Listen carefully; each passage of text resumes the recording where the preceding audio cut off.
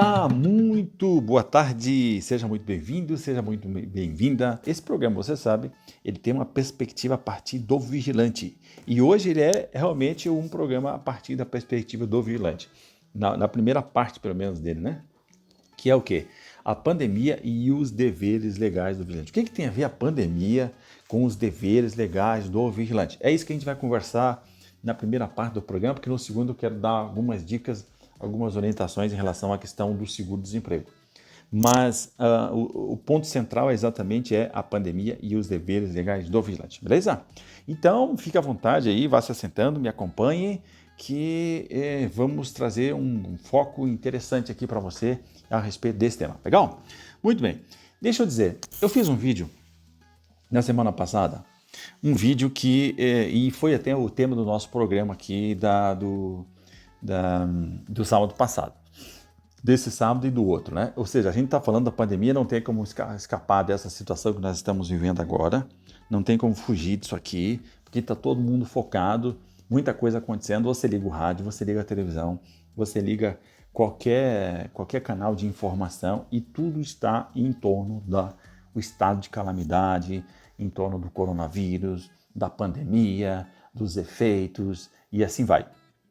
Um estado está mais, outro estado está menos, né? Manaus está muito feio, já deu 100% de ocupação da rede hospitalar, da rede de saúde, ou seja, aquele quadro que ninguém quer ver, que é pessoas morrendo sem ter assistência, né? E isso é muito triste mesmo, muito triste mesmo. E no meio disso tudo aí, ontem, né? Ontem o Sérgio Moro pediu demissão. Então nós temos também uma crise política, nós temos uma crise de saúde, uma crise política dentro de uma crise econômica que já vinha ocorrendo, né? Então é isso a nossa realidade hoje. Mas dentro dessa realidade eu quero descer exatamente fazer uma relação da pandemia e os deveres legais do vigilante. E eu fiz um vídeo esclarecendo um aspecto que eu tenho batido pra caramba aqui, que é o quê? É que as medidas provisórias, elas instituíram que a contaminação pelo coronavírus, elas não seria considerado como uma doença ocupacional, né? Isso que a medida provisória lá 927, de 22 de março, e depois teve a medida provisória 936, que trataram exatamente desses assuntos. E aí o que acontece? A medida provisória, ela disse que, as contaminações, os casos de contaminação pelo coronavírus, elas não serão consideradas ocupacionais, exceto mediante comprovação do nexo causal, tá? Então eu expliquei demoradamente, fiz praticamente um programa aqui, eu acho que foi 2 programas atrás, especificamente a respeito disso, explicando disso, qual é a importância disso, o que é considerado ocupacional e o que é comprovação de nexo causal. Eu traduzi isso e vou repetir de novo aqui para você que está me ouvindo. E se você já ouviu, não tem problema, porque quanto mais a gente ouve uma coisa, né? Quanto mais a gente repete uma coisa, mais a gente fica esperto naquele negócio, né? Quanto mais a gente repete uma coisa, mais bem feito fica. Então, informação repetida nunca é demais, para a gente ter um entendimento, uma clareza a respeito disso aqui. Então, eu vou dizer que o coronavírus, ele é considerado né? É uma pandemia, é uma doença endêmica que se diz. E via de regra, essas doenças elas não são consideradas ocupacionais. Mas nesse caso aqui, olha bem que detalhe. Está colocado, não será considerado ocupacional. E aí vamos entender o que é ocupacional. Ocupacional é o quê? Existem as doenças ocupacionais e aquelas doenças comuns. As doenças comuns, a pessoa pega e vai para o auxílio-doença e volta e não tem efeito nenhum, né? Agora, uma doença ocupacional que atinge o trabalhador, que atinge o vigilante, significa que aquela doença ocupacional ela vai se equiparar a um acidente de trabalho. E quando a pessoa sai em auxílio-doença, ele sai em auxílio-doença acidentário. E aí tem efeito trabalhista e tem um efeito previdenciário. Qual é? É que quando ele volta do auxílio-doença, ele tem estabilidade no emprego. E é muito bom, estabilidade no emprego por 12 meses. pensa agora nessa situação que nós estamos de desemprego, nessa situação que nós estamos agora de expectativa, de projeção de mais desemprego ainda, de mais o quê? Mais crise na economia, ou seja, recessão. Hoje nós temos a gente não chegou ainda. Depois da crise da saúde é que vai bater o martelo aí na crise da economia. Com certeza empresas vão fechar, empresas vão reduzir. Isso vai fazer com que realmente haja o quê? Pessoas vão perder o emprego. Não tem como fazer isso aí. Então imagina você sair e voltar e você ter estabilidade no emprego por um ano. É o céu, né? É o céu. Ou seja, vai ficar empregado, garantido ali. Pode ser ruim, pode ser, não é muito, não é coisa, mas pelo menos você tem renda. Então eu expliquei e agora que vem o negócio. Como é que eu comprovo isso? Porque só será considerado ocupacional mediante comprovação do nexo causal. Ou seja, o nexo de causalidade. Para mim comprovar esse nexo, eu tenho que dizer que a minha contaminação, eu como vigilante, a minha contaminação, né? Eu vou já deixar aberto, né? Ou você qualquer trabalhador aqui, você que está me ouvindo, você é de outro segmento, você é frentista, você trabalha em supermercado, você trabalha no comércio, você trabalha em qualquer outro lugar, isso aqui está valendo para você também. É só você modelar e pensar nisso. Eu vou falar muito aqui do vigilante, mas você pode modelar para a tua situação. Então, mediante comprovação do nexo causal. O que é o nexo causal? É o nexo de ligação. Eu fui contaminado pelo coronavírus em razão do quê? Em razão do nexo, em razão do quê? O nexo causal se comprova por 3 questões, assim que eu sempre coloco. Em razão do exercício do trabalho, em razão da forma com que esse trabalho foi realizado e em relação ao meio ambiente, tá? Então, o vigilante, no normal, ele está exposto ao quê? À periculosidade. Em razão do quê? Em razão do exercício do trabalho do vigilante. Porque o exercício do trabalho do vigilante é da natureza dele a função de impedir e inibir a ação criminosa. Então, o exercício do trabalho do vigilante, por si mesmo, já gera a periculosidade. Ou seja, já está batido o martelo nesse sentido que não se discute que o vigilante, armado ou desarmado, no exercício da sua profissão, ele vai ter a periculosidade. Por quê? Qualquer coisa que ele vai fazer vai expor a sua integridade física e a vida. Ok? Beleza. Só que agora, o que acontece? O vigilante está num ambiente de trabalho que ele tem também junto a insalubridade. Ou seja, periculosidade pela sua função e a insalubridade em razão da forma com que o exercício do trabalho dele é realizado e em razão também das condições do meio ambiente em que ele está. Olha bem que louco, né? Ou seja, no ambiente em que ele está existe presente uma circunstância que expõe ele a agente nocivo infecto contagioso, que é o quê? Que é a insalubridade, né? Que é o quê? Que é o Covid-19, né? Que é a possibilidade de ele ser contagiado pelas pessoas que ali estão no seu trabalho. Então, isso tem a ver com o exercício do trabalho dele? Não, tem a ver com a forma com que o trabalho dele está sendo realizado e o meio ambiente, né? Aquilo que está presente no ambiente que é insalubre. Ou seja, hoje, qualquer ambiente que a gente vá, ele é insalubre. Antes você ia numa padaria, você ia o quê? No supermercado, você ia no posto de combustível, você ia em qualquer lugar na sociedade onde tem a circulação de pessoas, hoje é passível de ter o agente nocivo que compromete a sua saúde, porque você vai se infectar e se você for um cara que às vezes o vírus vai, mas ele não se manifesta. Você fica você não sabe que está com o vírus, né? E aí o que acontece? Você começa a passar para as outras pessoas. Uma pessoa contamina 3. Olha bem, uma pessoa no mínimo, ela vai contaminar 3. A conta é essa. E 3 vão contaminar o quê? Vão contaminar o dobro, vão contaminar 9. Né? E assim vai. Né? Então você veja bem que fica louca. É 2 toques para estar 1.000 pessoas contaminadas. Tá certo? Então, feita essa introdução, foi isso a conversa que eu fiz nos programas anteriores. Certo? Nos programas anteriores foi esse conceito básico aqui que foi colocado pela medida provisória 927. Esse primeiro conceito aqui não serão os casos de contaminação pelo coronavírus, não serão considerados ocupacionais, exceto mediante comprovação do nexo causal. Aliás, você já está sabendo tudo a respeito disso aqui, ok? Muito bem, então eu fiz um vídeo agora eu fiz o vídeo daí e também fiz a explicação aqui no programa, orientando como você vai fazer a comprovação do nexo causal, tá? Então, o que você tem que fazer? Você é vigilante, O que acontece agora com o vigilante? O vigilante, ele tá exercendo uma função que não é normal, que não é comum, porque ele tá realizando nos postos de serviço, ele está realizando diversos procedimentos que são procedimentos que não são para a sua natureza, que é de impedir a inibição criminosa. Ele está lá realizando procedimentos que têm a ver com a questão da saúde pública. E olha bem, a saúde pública é um bem, a saúde pública é um bem público que a sua ofensa está prevista, está regulada lá no Código Penal. Está regulada no Código Penal. Então o vigilante também está dentro a você expor a outra pessoa a doença infecto-contagiosa de propósito, ou você não cumprir regras de saúde pública, você está cometendo o crime. E o vigilante, ele tem a função de impedir e inibir ações criminosas, condutas, atitudes criminosas dentro do espaço privado. Então o vigilante agora, ele tem que tratar de uma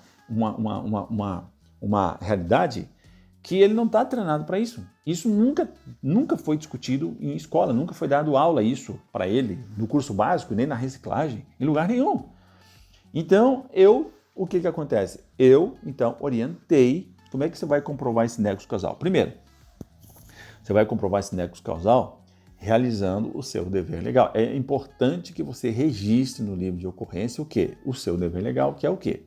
Que é o seu dever legal lá, pegando a parte de que o último dever legal do vigilante é comunicar ao superior hierárquico. O último o número 4 é comunicar ao superior hierárquico, não se eximindo este do dever de fiscalizar. É isso que está dizendo a lei. Olha bem que legal. É dever do vigilante comunicar ao superior hierárquico.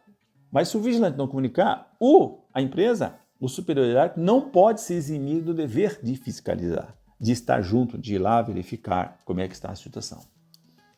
E o que aconteceu? O que acontece?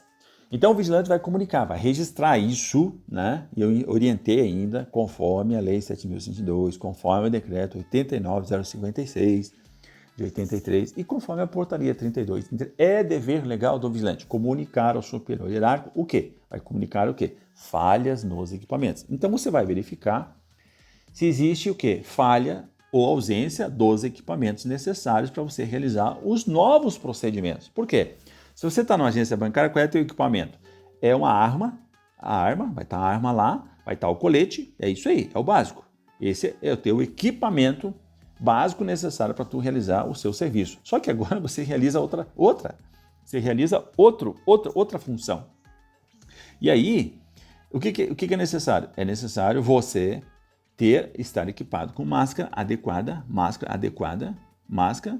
luvas, né? Luvas e acesso a álcool gel 70 e a panos e a outras coisas que ajude a desinfetar o ambiente que você está, né? O ambiente que desinfete ali, se você tenha contatos ali com algum, ou seja, o ambiente ele tem que estar ascético, que eles falam, né? Tem que ser limpo, tem que estar higienizado, né? Com aplicação de álcool gel, é isso aí, né? Então, assim, eu estou falando o básico.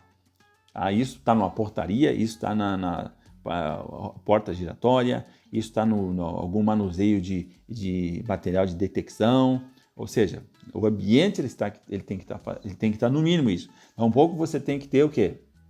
Isso que eu falei é material, falha nos equipamentos. Equipamento é aquilo que você usa, aquilo que você utiliza, é EPI, equipamento de proteção individual. Colete é um equipamento de proteção individual, né?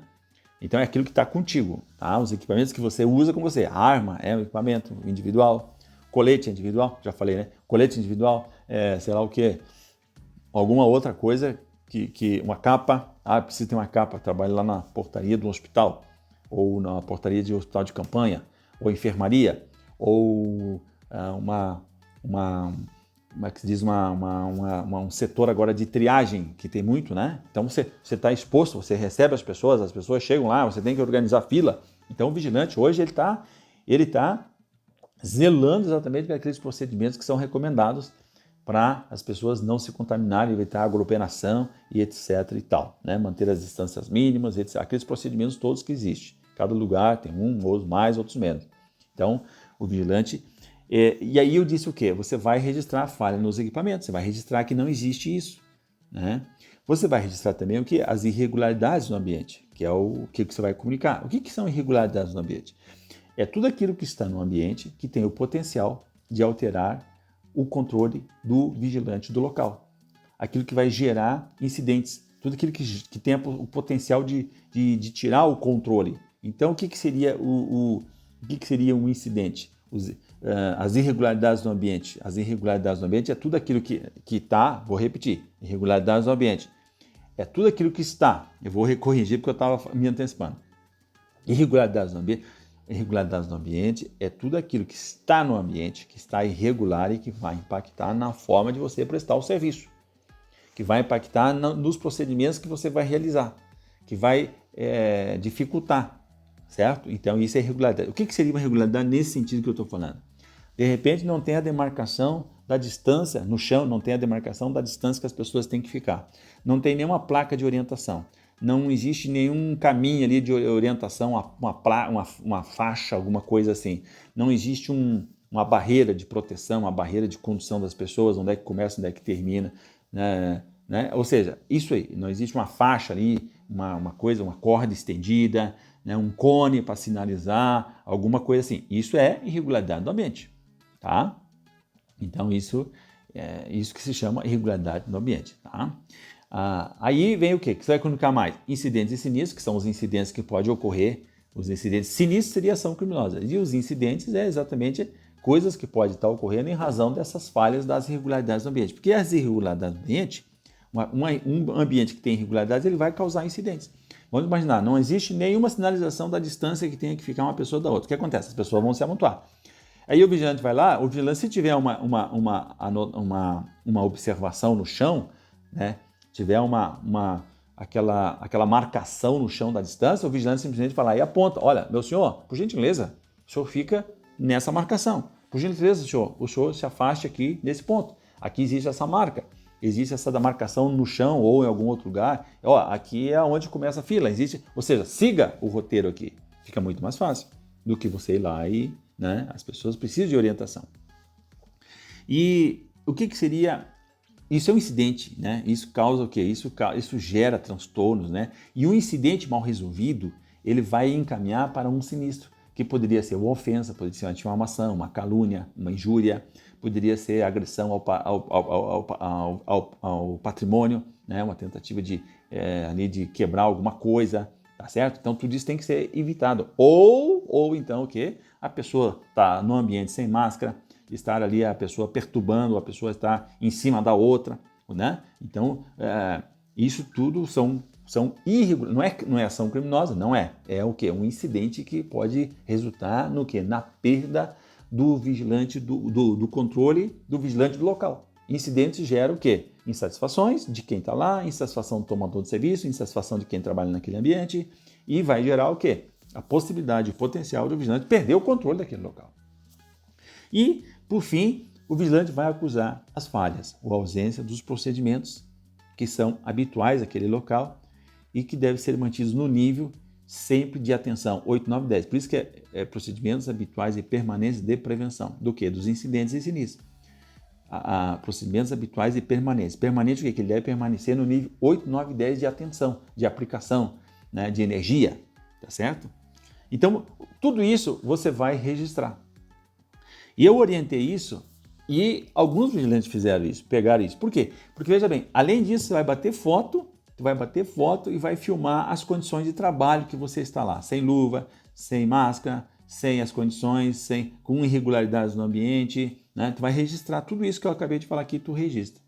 E isso você vai estar comprovando exatamente o nexo causal, porque quando existem essas irregularidades, significa que você vai ser contaminado porque existem essas falhas. E aí você comprova. Então, olha bem, você vai registrar no livro de ocorrência, no livro histórico do posto de serviço, e aí você vai documentar isso, né? Por quê? Porque se você não tem os equipamentos, falha nos equipamentos, você não tem os equipamentos para enfrentar a questão da insalubridade, significa que você vai ser contaminado. E se você for contaminado, então o que acontece? vai ser considerado, se você fazer esse nexo, vai ser comprovado o nexo causal e vai ser considerado uma doença ocupacional, né? E aí o detalhe é o seguinte, por quê? Porque você foi contaminado em razão da forma precária com que o trabalho foi realizado, em razão do quê? Do ambiente em que o trabalho foi realizado. E isso vai gerar o auxílio-doença acidentário, que vai habilitar você a ter estabilidade assim que você voltar, né? Que você sai para a auxílio-doença, volta para o trabalho, aí você vai ter estabilidade. É só nesse sentido que você consegue fazer isto. Essa foi a orientação que eu dei. E olha o que aconteceu.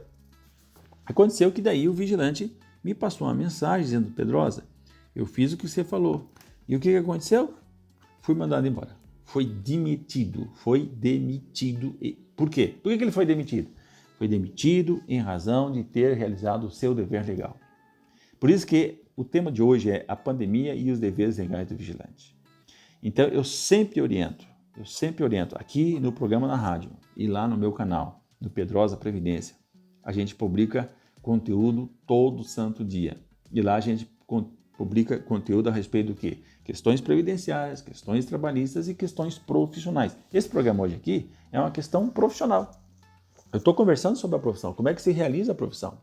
E olha bem o que aconteceu, esse vigilante foi demitido. E aí que eu já vi muita história dessas. Quando o vigilante quer fazer a coisa certa, quer seguir, quer cumprir com o seu dever legal, fazendo a coisa certa, o que ocorre? A empresa não está preparada para isso. Ou às vezes o fiscal, né? Não é nem a empresa, o fiscal, aquele superior hierárquico primeiro que está ali, que é o fiscal, ele não entende da parada, ou ele é muito prepotente, muito arrogante, muito sabe tudo, né? Aquele que não tem humildade de reconhecer o trabalho dos outros. Então ele faz o quê? Ele persegue, né? Ele persegue as pessoas que ele não tem empatia, né? Que ele não tem simpatia e tal. Isso aí é muito normal. Então quando o vigilante coloca isso lá no livro, para ele é uma ofensa. E olha bem que burrice, né? Olha bem que tacanho, olha bem que espírito administrativo e como as empresas estão na pré-história. Tudo isso demonstra o quanto as empresas de segurança privada, a sua grande maioria, estão lá na pré-história.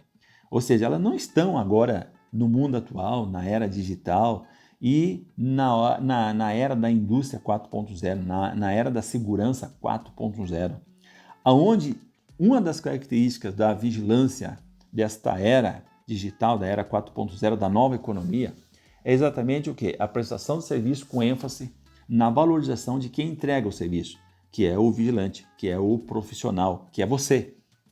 As empresas são muito tacanhas e a maioria das empresas de segurança privada que eu conheço são exatamente nesse naipe. Elas não prestigiam aquele bom profissional. Por quê? Porque o espírito dela, a cultura delas é exatamente o quê? Primeiro, de entrar no mercado de forma a aviltar os preços. Então ela entra no mercado jogando o preço lá embaixo.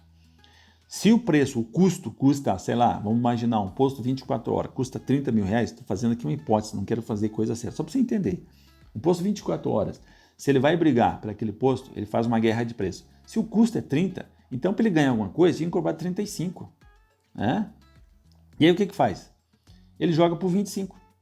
Ou seja, como assim? Se o custo é 30, ele está jogando por 25? Como é que faz isso? Existe muito isso. Porque ele vai fazer tudo um jogo, ele vai dizer assim, cara, como é que eu vou agora tirar essa diferença? Ele ganhou o posto, ele vai ter movimento, ele vai ter um faturamento, mas ele não vai ter resultado. Faturamento é uma coisa diferente de lucro, é diferente de resultado, dinheiro no caixa. Ou seja, não vai fechar a conta. E o que acontece? Ele começa a trabalhar no negativo. E como é que ele tira esse negativo? Ele vai sonegar alguma coisa. Ele vai sonegar, primeiro, o direito dos vigilantes. Aí que entra a questão trabalhista. Ele começa a não depositar o FGTS. Como as empresas de segurança privada, elas têm 1 ano para pedir autorização e a renovação. Quando vai fazer a renovação, você tem que comprovar a certidão negativa de que está recolhendo os impostos. Ele não vai recolher os impostos e vai chegar lá na hora e vai parcelar. Ele vai parcelar os impostos. Então ele não recolhe os impostos, ele não recolhe a INSS, ele não recolhe a FGTS. E aí quando chega lá para fazer a renovação, o que ele faz? Ele vai lá e parcela. Faz um parcelamento na Receita Federal, faz um parcelamento no FGTS. Né? A Receita Federal ele vai fazer um parcelamento dos impostos e do INSS. E aí o que acontece? Renovou. Beleza, maravilha. Aí ele continua fazendo a mesma coisa. E sonegando os direitos trabalhistas. Vale alimentação, hora extras, intrajornada. Né? O que ele puder fazer, ele vai fazendo. E aí o que acontece? Passou mais um ano, e aí ele chegou no outro ano. Chegou no outro ano, o que acontece? Ele tem que renovar de novo. E aí o que ele faz? Ele vai lá e parcela novamente. Faz o parcelamento novamente, é possível. Ele vai lá e faz um parcelamento. Só que agora ele já tem um ano que ele ficou, o segundo ano, e tem... O que acontece? Ele vai parcelar por um valor maior, porque ele pode parcelar em 60 vezes. Então, o que acontece? Ele já tem um valor maior. Ele vai pagar uma parcela, 2 parcelas, 3 parcelas, porque ele tem que pagar o valor da parcela do mês, do parcelamento que ele fez, e os valores do mês que está correndo. E ele vai levando. Aí o que acontece? Ele não tem dinheiro para investir aonde? Em qualidade, em equipamento, em um uniforme, em treinamento. E aí ele vai fazendo, ele vai levando, ele vai enganando. E como ele ofereceu um melhor preço, o tomador de serviço, que não desconhece essa regra, o que faz o tomador de serviço? O tomador de serviço ele escolhe pelo menor preço, ele não está vendo qualidade. Ele nem sabe a bomba que ele está levando. Ele escolhe pelo menor preço, uma guerra de preços. Hoje a gente vive uma guerra de preços. E o que acontece? Chegou no terceiro ano o cara de novo vai fazer isso, vai parcelar, só que aí o que acontece? Chega uma hora que isso aí fica o quê? Fica impossível. Cria uma bola de neve, uma bola que vai crescendo e chega uma hora que vai para o estrangulamento. Ou seja, fica inviável, a empresa fica inviável. E é onde o cara vai fechar e é onde vai sonegar, não vai deixar de pagar os direitos dos profissionais, dos vigilantes. E o que acontece? Ele não tem uma cultura de valorizar as pessoas, de valorizar a mão de obra. E a prestação de serviço de segurança privada é um serviço. E o serviço quem é que entrega? É o vigilante. E o vigilante é que tem que ser valorizado, tem que ter foco no vigilante, naquela pessoa que entrega, naquele profissional que vai entregar o serviço. Por quê? Porque uma pessoa desvalorizada, obviamente, ela não vai empenhar energia em prestar o melhor serviço. Isso é uma coisa natural, é compreensível, é razoável e é altamente aceitável. Cara, se você desprestigia alguém, você quer que aquela pessoa faça o quê? Aquela pessoa não vai estar de bom humor, não vai estar, vai acordar de manhã cedo para ir trabalhar, cara, não vai com energia, não vai com alegria, não vai com satisfação. E cada dia que ela vai, só vai aumentar a insatisfação, porque ela sente que existe um desprestígio. Se ela fazer bem, fazer mal, não tem importância nenhuma. Então, isso que ocorre, isso que está ocorrendo. Essa é a realidade da segurança privada. E o que acontece? Esse exemplo desse camarada, dessa empresa, desse vigilante, desse guerreiro que foi demitido por cumprir o seu dever legal, demonstra exatamente isso que eu estou falando. O quanto as empresas são tacanhas, são limitadas. A maioria das empresas, a maioria tem esse pensamento exatamente de desprestígio ao profissional e não consegue perceber que o vigilante, por que a lei falou que o vigilante tem que cumprir o seu dever legal? Porque o vigilante é que está lá no dia a dia, na rotina, ele está lá, ele sabe, ele conhece. E por isso que a lei diz que é dever do vigilante comunicar ao superior hierárquico a empresa não pode se eximir do dever de fiscalizar. É dever do vigilante comunicar ao superior hierárquico, não se eximindo do dever de fiscalizar. Fiscalizar o quê? Exatamente os pontos que são os deveres legais, de verificar se tem alguma irregularidade no ambiente, se tem alguma falha no equipamento, se tem algum incidente que está se repetindo, que pode desdobrar num sinistro. E se existe falha ou ausência de procedimentos que devem ser feitos habituais, de forma permanente, para prevenir o quê? Os incidentes e sinistros. É só isso que é a função da segurança privada. Isso é a função da segurança privada. Então isso não é um desprestígio à empresa, não é o vigilante que está querendo ferrar a empresa, não. Ele está exatamente registrando, cumprindo o seu dever legal para auxiliar a empresa a verificar e corrigir isso e prestar um melhor serviço, um serviço com excelência. Mas pensa que uma empresa dessa, que tem uma visão tacanha dessa, que avilta o mercado, que faz concorrência desleal, joga o preço do mercado lá embaixo e não valoriza os seus profissionais, não investe nos seus profissionais. Você acha que ele está interessado nisso? Não está, não. Está interessado no lucro fácil. Ele sabe que ele não vai fazer isso acontecer. Então, veja bem, o vigilante, a empresa que não está preocupada com isso, ela está lá na pré-história. Essas empresas são que denigrem a prestação de serviço de segurança privada, e são empresas que aviltam o mercado, são aquelas que aviltam. Aviltam significa você pegar, desvaloriza o mercado, pega e joga o preço do mercado lá embaixo. E o que acontece?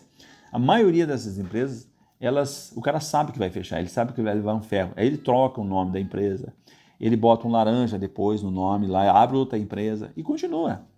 Ou seja, tudo isso é a realidade. né? Ele usa das irregularidades, da falta de regulamentação do mercado para sobreviver nesse mercado de forma precária. Infelizmente, ele vai sobrevivendo no mercado, causando todo esse dano. Ele sonega impostos, ele sonega direitos sociais e ele não presta um bom serviço. Ele engana, ele enrola, né? E é uma prestação de serviço precária e expõe, né, os vigilantes ao risco maior do que já é o risco da própria atividade. Isso a gente vê em empresas de escolta armada, a gente vê em empresas de vigilância, né? E também no transporte de valores, tá? Muito bem. Agora a gente entra aí no quarto bloco, e no quarto bloco eu quero exatamente dizer o seguinte: esse vigilante, ele seguiu aquilo que eu orientei e foi demitido, né? Então, qual é a orientação que eu digo? Eu dou muitas dicas de como você deve se comportar, mas eu não sei qual é a tua situação, qual é a tua realidade, e eu sou obrigado aqui a colocar os parâmetros gerais, os parâmetros de como funciona. E aí, então, eu peço que você sempre tem que adequar. Você que conhece a sua realidade, você que conhece o seu supervisor, você que conhece, então você não pode ir assim, não pode ir para uma guerra, não pode ir para um confronto, né? Não pode confrontar. Se você vê que o cara não vai entender aquilo, não faz, né? Por quê? Porque agora eu acho que deve ser prestigiado o emprego. O emprego hoje vai valer muito. Quem está empregado vai valer muito, embora não seja na melhor condição, não seja no melhor salário, mas o emprego significa que você tem a garantia, tem a certeza que vai ter a renda, vai ter a receita mensal, né? Então, você não entra em confronto. Não entre em confronto para não correr risco de perder o seu emprego. Porque mesmo aquilo que eu estou falando aqui, como é que você vai comprovar? Você pode comprovar isso também, como eu falei, por fotos. Comprovar o quê? Comprovar o nexo causal para se você for contaminado lá na frente, você comprovar que essa sua doença é ocupacional, tá? E deixa eu já dizer que se ocorrer, e está chegando muita notícia de vigilante que foi infectado, vigilante que está afastado e vigilante que, infelizmente, está entubado e vigilante que morreu. Então, o que acontece? Agora, no primeiro momento, o governo já mudou, já alterou a leizinha lá do auxílio-doença e o governo já vai pagar os 15 dias iniciais do auxílio-doença. Então, o governo vai pagar o auxílio-doença, vai considerar o auxílio-doença, a contaminação, como uma doença passível de ser encaminhado ao auxílio-doença. Tá? Isso tinha uma dúvida, agora não tem mais. E então, se acontecer, agora vai ser encaminhado uma doença, um auxílio-doença comum. E você não precisa fazer nada, agora brigar nada com isso, porque você pode brigar depois. Tá? Então vamos imaginar assim, o vigilante foi infectado e ficou 2 meses afastado. Voltou auxílio-doença normal, auxílio-doença comum. Aí o que você vai fazer? Aí depois você vai entrar com essas provas, com essa comprovação perante o INSS para converter aquele auxílio-doença comum num auxílio-doença acidentário. Tá? E eu tenho dito, né, que as empresas, não estou falando para essas empresas tacanhas que elas não estão nem aí para isso, mas existe muita empresa que existe desorientação. As empresas não perceberam essa novidade que agora o vigilante, a segurança privada, está envolvida na guerra, no combate do coronavírus, em realizando procedimentos de saúde pública. E para isso elas devem estar habilitadas. E eu até fiz um outro vídeo, fiz uma outra informação que a Polícia Federal e as empresas elas devem perceber isso. E nesse ponto a Polícia Federal ela é omissa. Por quê? Porque a Polícia Federal é o órgão responsável pela Lei 7.102, é o órgão responsável para fiscalizar, para normatizar e organizar a segurança privada. Então, normatizar significa o quê? Sair uma portaria, através da portaria, indicando qual é o procedimento que deve ser regulamentado em relação às atividades, as atividades novas que estão previstas para o vigilante realizar agora e que não estavam previstas hoje em nenhuma base de informação. E isso deve ter uma orientação, e uma orientação para as empresas, determinando quais são os equipamentos obrigatórios que os vigilantes devem portar. Porque assim como o vigilante vai fazer escolta armada, tem que ter a obrigação do armamento, do colete, Quando ele vai fazer um posto armado, tem a obrigação do colete, da arma, etc e tal, que é obrigatório, é obrigatório. Assim também deve ser obrigatório o que? As máscaras, as luvas, se for um caso de estar em algum outro local que dá um pouco, ele vá ter o risco de abordar pessoas, ter que conter pessoas, então ele deve ter também, de repente, uma outra roupa, um avental, alguma coisa assim, né? Que possibilite que ele não, de repente, ser infectado. É obrigado a fazer isso, é obrigado agora a estudar prevenções, procedimentos, né? E principalmente em relação a uma questão muito grave, que é o quê? O vigilante vai trabalhar, vou contar aqui, numa portaria de um hospital ou numa portaria de um posto de saúde, né? Ou no hospital de campanha, ou em outro órgão, uma outra instituição que tenha muita aglomeração de pessoas e circulação de pessoas. Por exemplo, as agências bancárias agora elas estão superlotadas. Inclusive, a Caixa Econômica pediu para que a Polícia Federal se manifestasse a respeito da possibilidade do vigilante trabalhar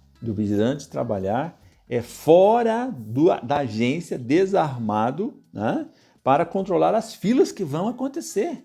As filas para receber os benefícios do FGTS, os benefícios daquela ajuda emergencial de R$600. Isso vai acumular gente lá. E aí a Polícia Federal autorizou que o vigilante das agências bancárias da Caixa Econômica possam trabalhar fora da agência, mas dentro do limite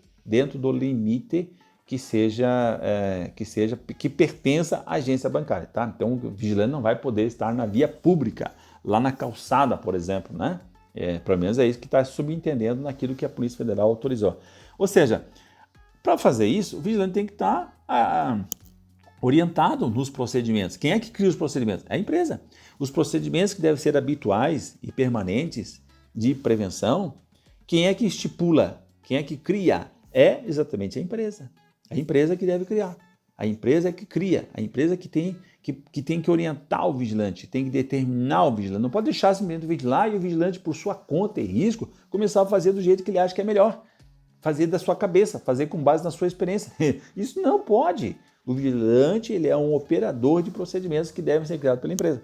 Por isso que com o Estatuto da Segurança Privada tem o gestor. O gestor é o profissional que vai criar os planos, a análise de risco e os procedimentos, que hoje não existe. Por isso que as empresas estão na pré-história. Elas estão sem a base de orientação, de criação, de pensar a segurança. E aí não pensa e reage, simplesmente reage. Bota o vigilante lá e acha que o vigilante vai dar conta. Acha que o vigilante vai saber fazer o que tem que fazer. Não, mas qual é a orientação que ele recebeu? Nenhuma. E de quem é o papel? Do superior hierárquico, da empresa. Tá? Então, esse fato, esse ponto que eu estou trazendo é importante para destacar essa orientação que eu quero dar para você entender. Tem que ser uma orientação prática. Então, primeira regra, segue o que eu falei no sentido de você comprovar, materializar e ter elementos para realizar esse nexo causal caso você seja infectado. Tá? Vamos torcer que não, mas você corre um risco grande pra caramba nesse sentido.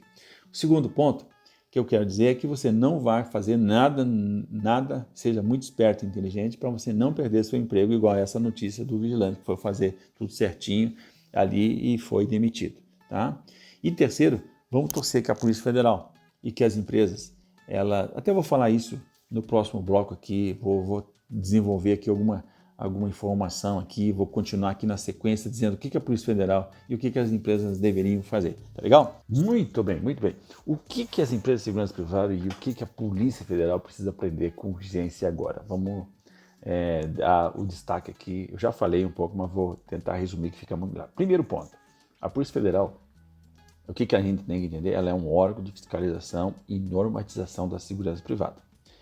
Ela deveria agora emitir uma portaria orientando as empresas quanto aos novos procedimentos. Agora tem uma coisa nova que você, vigilante, você não aprendeu isso na academia. Você não aprendeu isso na reciclagem. Então são novos procedimentos. E também quanto aos novos equipamentos necessários, de uso obrigatório por parte dos vigilantes. Assim como a Polícia Federal orienta as atividades de vigilância, transporte de valores, escolta armada e segurança pessoal, neste momento deve ela urgentemente, ela está omissa, sumiu a Polícia Federal, né? Ela deve urgentemente normatizar a conduta das empresas e profissionais considerados como atividade essencial. Ela deve fazer isso. Ela deve vir e fazer uma normatização, uma ordem, uma portaria, que aí não tem dúvida. Segundo ponto, os padrões necessários agora, eles são outros e envolvem uma circunstância única não conhecida. É diferente de tudo que você já fez até agora. Né? Por quê? Porque o ambiente nocivo infecto-contagioso, ele é um ambiente nocivo. Nós estamos hoje num ambiente nocivo infecto-contagioso e você tem que lidar com a população em circulação nesse ambiente ou em filas e aglomerações, que é o exemplo que tem ocorrido muito em agências bancárias e principalmente na Caixa Econômica, porque é para lá que vai toda essa galera, todos esses trabalhadores que foram beneficiados e agora aumentou ainda aquele auxílio emergencial de R$600. Aliás, a Polícia Federal, inclusive, eu já falei, o vigilante vai ter que cumprir um papel diferenciado aí na Caixa Econômica de poder trabalhar organizando as filas fora da agência, né? E terceiro ponto é qual a preocupação com os vigilantes? Não tem nenhuma preocupação com os vigilantes. Quais as orientações para evitar a disseminação interna e externa? Como assim, Pedrosa? Interna e externa? As famílias dos vigilantes, elas podem ser profundamente afetadas com a ausência de uma orientação, com a ausência de uma política de proteção do vigilante. Por quê? O vigilante sai para a guerra contra o coronavírus, ele sai para fora, ele vai trabalhar e ele volta para casa. Ao voltar para casa, ele pode estar até assintomático, né? Ou seja, ele não tem os efeitos do vírus, mas ele propaga os vírus entre a sua família. Cara, ninguém está falando isso, ninguém está dizendo nada, não tem nenhuma orientação a respeito disso. O quarto ponto é, no trabalho, como organizar? Aí já é um papel da empresa.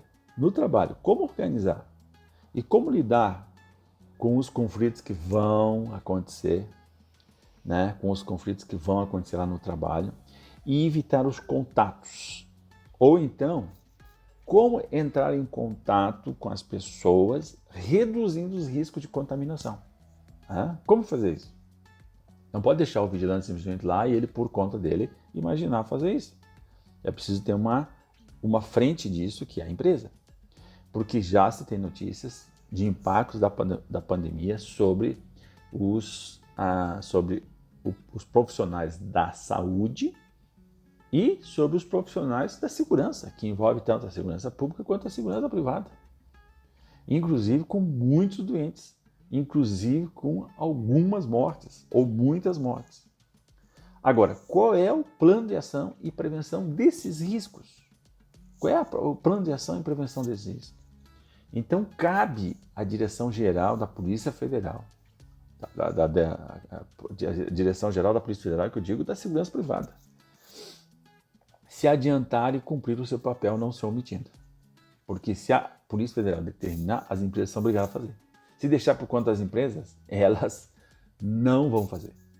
Então, agora, nesse ponto também cabe à empresa entender que o vigilante cumpre atualmente uma função nova, sendo urgente determinar procedimentos e medidas preventivas com o menor contato físico entre os profissionais e a população, sabendo que em um dado momento vai ser necessário uma atividade mais direta para conter ou enquadrar aqueles que não seguem a determinação dos órgãos de saúde pública, aquele que está alterado, aquele que por algum problema, alguma questão, vai querer burlar ali aquilo que está se organizando. Mas a empresa tem que entender que vai ser muito mais barato investir na prevenção e proteção do seu profissional, com equipamentos de proteção, do que bancar depois um passivo trabalhista por negligência e imprudência das questões de saúde e segurança no trabalho. Sem contar ainda dos riscos de ação regressiva do INSS, porque quando um vigilante sai em auxílio-doença, decorrente de uma doença ocupacional ou por uma negligência e imprudência da empresa em relação às questões de saúde e segurança do trabalho, ele fica passível de o INSS entrar com uma ação contra a empresa, uma ação regressiva, para ser ressarcido daquilo que ele gastou com o vigilante em auxílio-doença. E isso também pode aumentar a carga tributária por parte do aumento do fator acidentário de prevenção, que é um fator, que é um índice que é medido pelo número de auxílio-doenças acidentários que ocorreram na empresa. Então, isso é medido isso anualmente e a partir disso aí sai um FAP, né? Sai um índice que agrava o recolhimento do imposto, aumenta o percentual, né, de recolhimento de imposto, do GILRAT, que é um outro imposto. Mas o quadro até agora é de omissão da Polícia Federal e das empresas, que de forma assustadora elas se omitem em proteger o bem maior que é a saúde do vigilante. Você tem que refletir isso, você que está me vendo, você tem que refletir isso, e mesmo a par de que não haja nenhuma conduta, não haja nenhum procedimento indicado pela empresa, aí você tem que se resguardar do seu direito, que é isso que eu tenho falado nesse tempo todo aqui, até de forma repetida, peço desculpa, mas é porque exatamente isso é muito importante. Você ter medidas suas pessoais e também da sua família.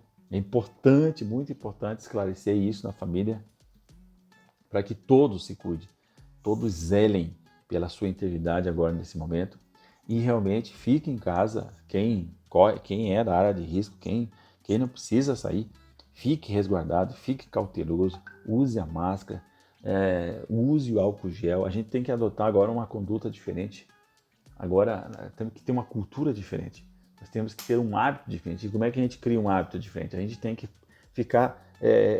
prestar atenção nele e repetir ele. Conforme vai repetindo, a nossa mente adota aquilo como um hábito. Nós não temos o hábito de fazer isso. Então nós temos que adquirir esse hábito. Como é que se adquire esse hábito? Repetindo ele, prestando atenção nele, alertando ele, falando para ele, né? Falando dele, cobrando, né? Então aí cria-se um movimento para que a gente, de forma normal, de forma habitual, a gente tenha essa conduta de autoproteção. E você lá no seu trabalho preste atenção nesse aspecto. Agora eu sempre penso na questão do efeito previdenciário e trabalhista, por isso desta informação. Então, a pandemia e os deveres legais do vigilante, você deve aplicar ele sempre, porque é o único recurso, é a única defesa do vigilante. Em qualquer aspecto, em qualquer circunstância, você não vai estar errado de cumprir com o seu dever legal, né? O vigilante é uma profissão regulamentada. Por que é regulamentada? Porque tem uma regulamentação que diz os passos, as indicações do que você deve fazer e se comportar. Legal? Então, espero que você tenha gostado desse programa, o programa de hoje, né? Eu vou deixar a questão para o próximo programa para a gente falar sobre as medidas, a questão do seguro-desemprego, essa questão toda aí, quem tem direito, qual é o valor, né? Porque eu falei até no início, mas eu vi que vai ser um assunto muito comprido, assim, tá? Então eu vou dedicar um programa inteiro só para isso, tá legal?